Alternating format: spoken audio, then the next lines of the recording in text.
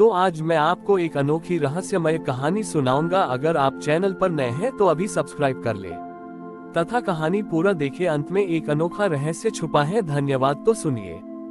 बहुत समय पहले की बात है। दक्षिण के एक घने अरण्य में सोम नाम का एक चित्रकार रहता था। सोम की विशेषता ये थी कि वह केवल रंगों से नहीं बल्कि अपनी भावनाओं से चित्र उकेरा करता था। वह महादेव का अनन्य भक्त था, लेकिन उसने कभी महादेव को देखा नहीं था। इसलिए वह हमेशा इस दुविधा में रहता था कि अपने आराध्य का सबसे सुंदर चित्र कैसे बनाए। वह रोज जंगल की मिट्टी और फूलों के रस से रंग बनाता और पत्थर की शिलाओं पर शिव की आकृति बनाने का प्रयास करता, पर हर बार उसे लगता कि कुछ कमी रह गई है। एक बार सोम के मन में यह विचार आया कि यदि वह दुनिया की सबसे कीमती और दुर्लभ वस्तुओं से महादेव का चित्र बनाएगा तो शायद महादेव स्वयं प्रकट हो जाएंगे। वह बरसों तक भटकता रहा और उसने 7 समुद्र पार से नीलमणि, हिमालय की चोटियों से शुद्ध कस्तूरी और मलय पर्वत से चंदन एकत्रित किया।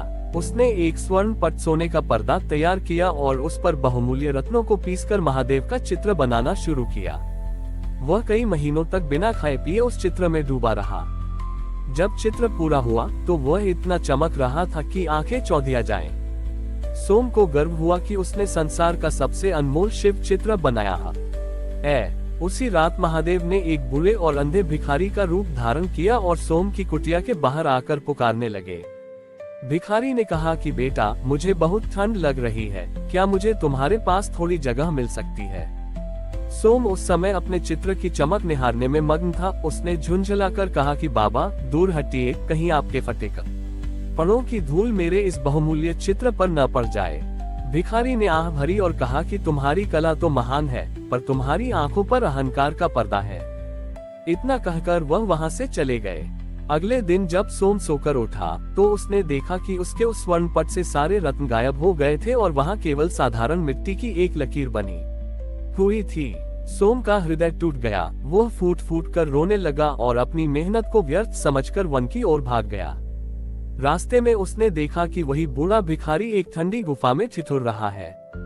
इस बार सोम का हृदय करुणा से भर गया।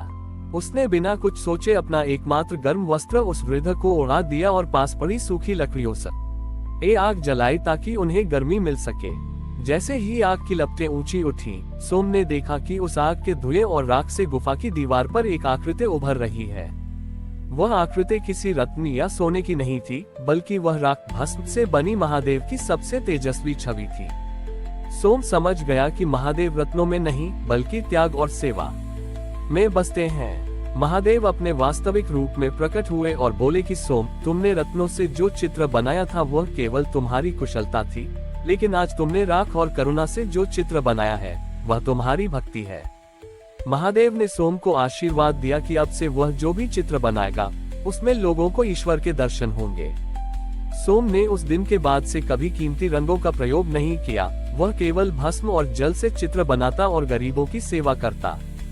ये कथा हमें सिखाती है कि सच्ची कला और भक्ति वही है जिसमें स्व का अहंकार न हो और जो दूसरों के दुख को समझ सके।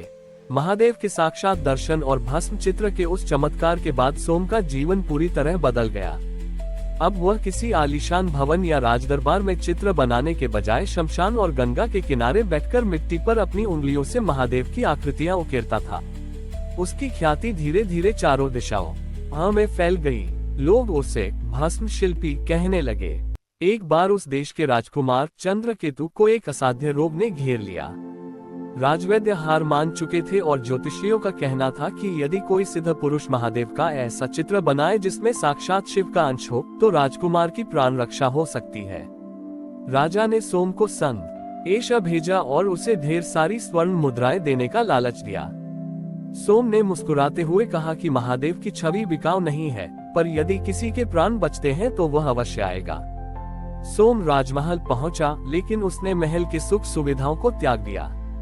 उसने आंगन की मिट्टी उठाए और उसे गंगाजल में मिलाकर एक दीवार पर महादेव का महामृत्युंजय रूप बनाना शुरू किया। जब वह चित्र बना रहा था तो उसने देखा कि राजकुमार के कमरे के बाहर कई भूखे प्यासे लोग खड़े थे, जिन्हें सैनिकों ने दूर भगा दिया था ताकि सोम के काम में बाधा न आए। सोम ने तुरंत अपना काम रोक दिया। राजा ने क्रोध में पूछा कि तुम रुक क्यों गए? सोम ने शांत स्वर में कहा कि महाराज, जिस द्वार से दीन दुखी निराश लौट जाएं, वहां महादेव कभी निवास नहीं करते। जब तक इन लोगों को तृप्त नहीं किया जाएगा, इस चित्र में प्राण नहीं आएंगे। राजा को अपनी गलती समझ आई और उसने तुरंत भंडारा खुलवाया।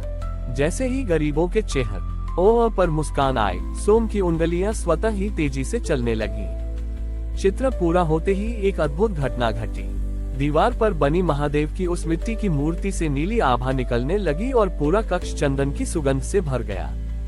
जैसे ही उस चित्र की छाया राजकुमार पर पड़ी, उसका रोग क्षण भर में गायब हो गया और वह उठकर बैठ गया।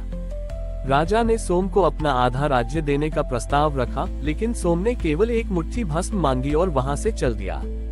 जाते जाते सोम ने राजा से कहा कि यह चमत्कार मेरे चित्र का नहीं, बल्कि आपके द्वारा किए गए दान और विनम्रता का परिणाम है। महादेव चित्र में नहीं, चरित्र में बसते हैं। सोम वापस अपनी कुटिया में लौट आया और उसने अपना शेष जीवन उन लोगों को कला सिखाने में लगा दिया जिनके पास कोई साधन नहीं था।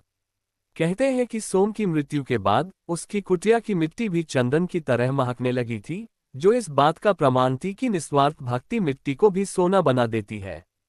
हमारी और भी आध्यात्मिक एवं अनोखी कहानियां देखने के लिए हमारे चैनल पर जाएं तथा धार्मिक एवं पौराणिक अनोखी कहानियां हमारे चैनल पर है।